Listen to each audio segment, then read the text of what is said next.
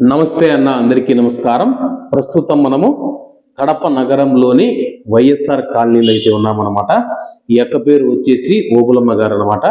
అలాగే ఈవిడ గారి భర్త గారు మనం చూసుకుంటే కానీ వెంకట నరసయ్య గారు 2023 జూలై 28న బ్రతుకు తెరువు నిమిత్తం కువైట్కి అయితే వెళ్ళడం జరిగింది. అలాగే అతను 1.5 సంవత్సరం అయితే వీళ్ళ కుటుంబ సభ్యులకు టచ్లో అయితే ఉన్నాడనమాట. ఫోన్లు చేస్తా కానీ, అలాగే జీతం పంపుతా కానీ వీళ్ళ బాగోగులు చూసుకుంటూ ఉన్నాడు అనమాట. 1.5 సంవత్సరం నుంచి మనం చూసుకుంటే కానీ వీళ్లకు ఆయనకు ఎటువంటి సంబంధాలు లేవన్నమాట.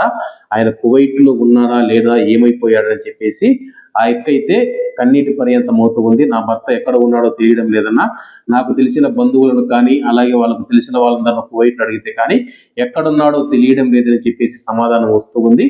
అలాగే నా భర్త ఎక్కడైనా కువైట్ లో కనపడితే కానీ నాకు అతని సమాచారం అందించాలని చెప్పేసి ఆ అడుగుతూ ఉంది. ఆ ఫోన్ నెంబర్ కూడా మీకు స్క్రీన్ మీద అయితే వేస్తాను, చూడండి. అలాగే ఎక్కువతో మాట్లాడే ప్రయత్నం చేస్తాం అసలు ఏం జరిగిందని. నమస్తే అక్క, ఓబులమ్మక్క. అదే మీ భర్త వెంకటనరసయ్య గారు వెళ్ళారు కదా, అసలు ఏం జరిగిందో చెప్తా ఒక జనాలకు అర్థమయ్యేట్టుగా. ఇక్కడ నుంచి కువైట్కి పోయినాడన్న. కువైట్కి పోయి ఒక సంవత్సరం పోయినాకలా ఒక 3 నెలలు 2 నెలలు నాకు ఇబ్బంది ఉంది, నేను రాలేను అని చెప్పేసినాడు. మళ్ళా 2-3 నెలలు తర్వాత సరే నాకు పని దొరికింది, నేను పోతానా అని చెప్పి పనికి అని చెప్పి పోయి, నాకు జరగడం లేదు, నా దగ్గర ఇంతే ఉంది, నేను ఈడ బాడుగలు కట్టుకుంటున్నాను, ఈడ నాకు అయ్యి మీకు అయ్యి ఇదైతుంది, సునంద కొంచెం సర్దుకొని నువ్వు చేసుకో అన్నట్లు చెప్పుకుంటా వచ్చినాడు. మళ్ళా తర్వాత అసలు ఫోన్లు చేయడం లేదు, ఏమి పలకడం లేదు, ఏం ఉలకడం లేదు. ఎప్పుడన్నా ఒకసారి ఫోన్ చేసినాడంటే పిల్లోళ్ళు ఏం డాడీ రా డాడీ అని పిల్లోళ్ళు అడిగినప్పుడు వచ్చాలేమ్మా వచ్చాలే అని చెప్తా ఉన్నాడు. మళ్ళీ కొద్ది రోజుల తర్వాత నాకు అకౌంట్ కొట్టేసినారు, నేను ఇంటికి రాలేను, నేను ఇక్కడ ఉండలేను, నాకు అకౌంట్ లేదు, కట్ చేసి నా మీద కేసు పెట్టినారు వాళ్ళు. సంవత్సరానికి అకౌంట్ కట్ చేసినారు, నా మీద కేసు ఉన్నదంట. ఏం కేసు పెట్టారు?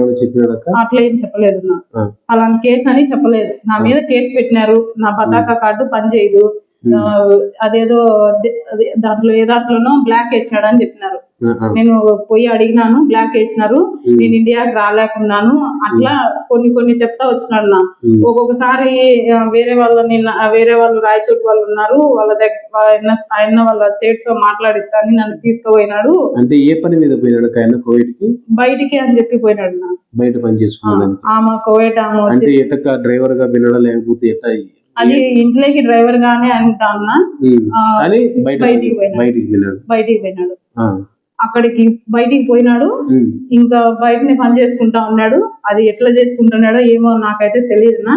ఇంతవరకు అప్పుడైనా కూడా నాతో మాట్లాడేటప్పుడైనా నువ్వు ఏడుండవు, ఏం చేస్తున్నావు, పలానా ఇప్పుడు రూమ్ లో ఉంటావు కదా, ఎక్కడున్నావు అంటే నా రూమ్ తో ఏం పని లేమే, ఏడవ చోట నేను ఉన్నా కదా, నేను మాట్లాడుతున్నా కదా, నువ్వు ఎందుకు భయపడతావు అట్లా చెప్తా వచ్చినాడు. గమ్ముగా అయిపోయినా, ఇంకా ఎందుకులే మనిషి ఉన్నాడు కదా మాట్లాడతాడని. నా దగ్గర పని జరగడం లేదు, ఏం జరగడం లేదంటే ఈ నుంచి పోయినావు కదా బా, సలాలు అమ్మినావు, ఈ ఇండ్లు కూడా లేదు, ఏం లేదు, 2 పిల్లలు ఉన్నారు, నాకు బాగలేదు, నీకు తెలుసు కదా, నేను ఎట్లా చేయాలా, పొదుపు లెక్కలు అవన్నీ వాళ్ళు అడుగుతున్నారు, నాకేం అర్థం కావడం లేదు, నిద్ర రావడం లేదు, మబ్బులో అసలు నేను నిద్రపోయిన రోజే లేదు నా. అసలు ప్రతి రోజు ఏడ్చుకుంటా ఉండడమే, ఫోనే అసలు ఇది లేదు, ఫోనే మాట్లాడటమే లేదు అసలు. పిల్లలు ఒక పక్క డాడీ అని అంటాడు.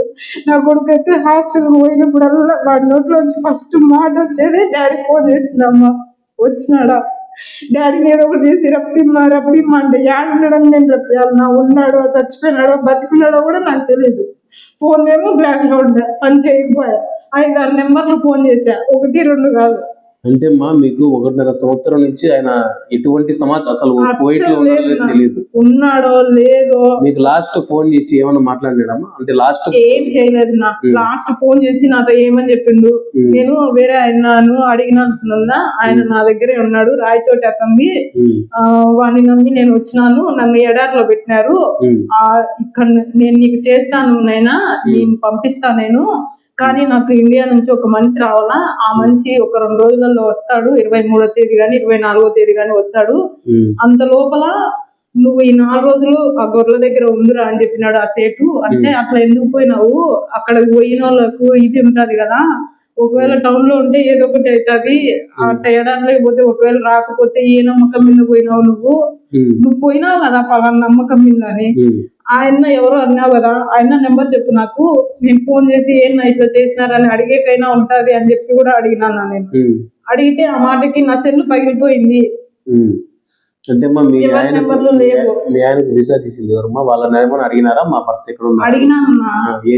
వాళ్ళని అడిగితే వాళ్ళు కొంచెం వాళ్ళ పరంగానే వాళ్ళు చెప్పుకుంటా వస్తున్నారు నాకు. మాకైతే తెలీదు. మా దగ్గర అందరి దగ్గర డబ్బులు ఇప్పించుకున్నాడు, ప్రతి ఒక్కరి దగ్గర డబ్బులు ఇప్పించుకున్నాడు. మేము వీళ్ళ దగ్గర వాళ్ళ దగ్గర అని కాదు, ఏమి లేదు, పర్సు పోయింది నా దగ్గర, ఆయనకి చెప్పొద్దుక బాధపడుతుంది, దూరంగా ఉంది, ముందే ఆ పిల్లకి బాగాలేదు, 2 పిల్లలు ఉన్నారు కదా, చెప్పొద్దు బాధపడుతుంది అని చెప్పి వాళ్ళందరి దగ్గర అప్పులు చేసినాడు నాకు. ఇంకా వాళ్ళ నెంబర్లు బ్లాక్ లో వేసేసినాడు. వాళ్ళకి ఏమి ఇది లేదు, వీళ్ళకు ఏమి ఇది లేదు. కనుక్కొని ఒకవేళ రూమ్ కాడికి పోయినా రూమ్ మార్చేసినాడు అంట. అంటే ఇప్పుడు మీకు మీ ఆయన గురించి ఎటువంటి సమాచారం ఏది లేదు నా, ఉన్నాడా చనిపోయినాడా ఏది లేదు. మా పిల్లలు అయితే 7 రోజులు లేదు నా, ప్రతి రోజు డాడీ కావాలా డాడీ కావాలా, ఏదో ఒకటి చేసి రమ్మనమ్మా, ఏదో ఒకటి చేసి రమ్మనమ్మా, ఇదే మాటలు అడుగుతున్నారు. 2 పిల్లలు అదే అడుగుతున్నారు. మీకు ఇప్పుడు జీవనం ఏంటమ్మా? 1.5 సంవత్సరం నుంచి ఆయన డబ్బులు పంపించడం ఏమి, మీకు ఇప్పుడు జీవనం ఎట్లా జరుగుతుందమ్మా? అంటే నా ఇక్కడ తెలిసిన వాళ్ళు ఉన్నారు, నా అపార్ట్మెంట్లు ఉన్నాయి ఇక్కడ, వాటికి లేక పని పోతాను. బాగున్నప్పుడు పోతా, బాగాలేనప్పుడు ఇంట్లోనే పడుకుంటాను. అదేమ్మా, మీకు ఆరోగ్యం బాగాలేదన్నారు కదా, ఏం ఆరోగ్యం బాగాలేదు? నాకు కిడ్నీ బాగాలేదున్నా, ఫస్ట్ నుంచి బాగాలేదు. పాప కడుపులో ఉన్నప్పటి నుంచి ఆమెతో పాటే అది ప్రెగ్నెంట్ ఉన్నప్పుడే వచ్చింది, రాళ్ళు ఉన్నాయి, నీటి బుడగలు ఉన్నాయి, అవి ఇవి అని. ఇంకా అది అట్నే కంటిన్యూ అయింది, నాది ఏం పోలే, ఇప్పటికి కూడా ఉంది. ఇప్పుడు కూడా అది 5 ml ఎంతో ఉంది అని చెప్పినారు నా హాస్పిటల్ పోతే. దాన్ని ఏదో ఒకటి చేసుకోమంటే నేను పోయినప్పుడల్లా ఆయన, నేను ఫోటోలు రాసి మాటలు రాసి ఎన్ని రోజులని ఇవ్వాలమ్మా నీకు, ఇట్లా నేను ఇవ్వలేను, ఆపరేషన్ చేయించుకో అని అన్నాను. ఎవరున్నారు నా ఈడ తోడు? ఎవరు లేరు చేయించుకునే కూడా. ఈడ నేనుండేది ఒక్కదాన్ని, ఎవరు లేరు. కనీసం నేను నా 2 బిడ్డలు పెట్టుకున్నా, వచ్చి నువ్వు పచ్చున్నావా అచ్చున్నావా యాడున్నారు మీరని అడిగే వాళ్ళు కూడా లేరు నా ఈడ, ఎవరు లేరు. మీ అమ్మగారి తరపున ఎవరు లేరమ్మా? ఉన్నా కూడా వాళ్ళు పట్టించుకోరు నా, ఎవరి సంసారాలు వాళ్ళవి. నేను వాళ్ళ దగ్గరికి పోయి అడిగింది లేదు, వాళ్ళు నా దగ్గరికి వచ్చి అడిగింది లేదు. ఉన్నారు కానీ నేను వాళ్ళని ఏ రోజు ఇది అడగలేదు, వాళ్ళు నన్ను ఏమి ఇది అడగలేదు. వాళ్ళ దగ్గరికి అయితే నేను పోలేదు నా. ఉన్నా కూడా వాళ్ళనే వాళ్ళు వచ్చి కనీసం ఇన్ని రోజులు అయింది కదా మేము పంపిస్తాడా పంపిలేదా అని వాళ్ళు నన్ను ఏదో ఒకటి అడిగితే కదా నా గురించి వాళ్ళకి నేను చెప్పుకునేది. వాళ్ళు ముందుకు వచ్చి ఎవరు అడిగినప్పుడు నేను ఎట్లా చెప్పుకుంటున్నా వాళ్ళకి నా సమస్య ఇది అని. కోవిడ్ లో ఉండే వాళ్ళందరినీ అడుగుతున్నా, అన్న అక్క మీ ఇంటి ఆడబిడ్డకే కష్టం వచ్చింది అనుకోండి, ఈ కష్టం నుంచి గట్టెక్కిండి అన్న, అక్కలారా అందరినీ అడుగుతున్నా. నా బిడ్డలతో నేను ఇది చేసుకోలేకున్నా, నాకే ఆరోగ్యం సరలేదు, ఆ 2 బిడ్డలు వేసుకొని నేను అసలు పరాయించలేకున్నా అన్న. ఎవరికి కనపడినా కూడా ఇంటికి పంపించండి, నీకు దండం పెడతా. చూశారు కదా ఓబులమ్మ గారు ఏం చెప్తూ ఉన్నారంటే, బ్రతుకు తెరువు నిమిత్తం నా భర్త కువైట్కి అయితే వెళ్ళడం జరిగింది. 1.5 సంవత్సరం నుంచి ఫోన్ చేయడం లేదు, ఎక్కడ ఉన్నాడో ఏమో తెలియలేదు. ఆమె అయితే బాధపడుతూ ఉంది. స్క్రీన్ మీద ఆ యొక్క ఫోన్ నెంబర్ అయితే ఇస్తాను, వెంకట నరసయ్యన్న, నువ్వు కానీ ఈ వీడియో చూస్తూ ఉంటే కానీ మీ భార్య బిడ్డలకు ఒకసారి ఫోన్ చేసి మాట్లాడండి. వాళ్ళ పరిస్థితి నేను కూడా ఇక్కడ చూశాను, చాలా బాధగా ఉందన్నమాట. దేశానికి వెళ్ళావు, నువ్వు కువైట్ లో ఉన్నావా లేదా, లేకపోతే ఇండియాకి ఏమైనా వచ్చేసినావా, ఫింగర్ ఏమైనా వేసి ఇండియాకి పంపించి ఉంటే వీళ్ళని ఎందుకు కలసలేదు, చాలా ప్రశ్నలు అయితే మెదులుతూ ఉన్నాయన్నమాట. ప్రస్తుతం మీ కూతురు కూడా ఇప్పుడే స్కూల్ నుంచి వచ్చింటే నాన్న కావాలి అంటే ఆ ఎక్కైతే సర్ది చెప్పి బయటికి అయితే పంపించింది అనమాట. కాబట్టి నీ భార్య బిడ్డలు నీ కోసం ఇండియాలో ఎదురు చూస్తూ ఉన్నారు. నీవు కానీ కువైట్ లో ఈ వీడియో చూస్తూ ఉంటే, ఒకవేళ వెంకట నరసయ్య గారు ఎవరైనా మీరు చూసి ఉంటే కానీ ఆయన ఫోటో కూడా మీకు స్క్రీన్ మీద అయితే వేస్తాను. ఫోన్ చేసి ఆ యొక్క ఫోన్ నెంబర్ అయితే మీకు స్క్రీన్ మీద ఇస్తూ ఉన్నాను. దయచేసి ఫోన్ చేసి ఓబులమ్మతో మాట్లాడాలని చెప్పేసి ప్రతి ఒక్కరిని అయితే కోరుకుంటున్నాను. అందరికీ నమస్తే.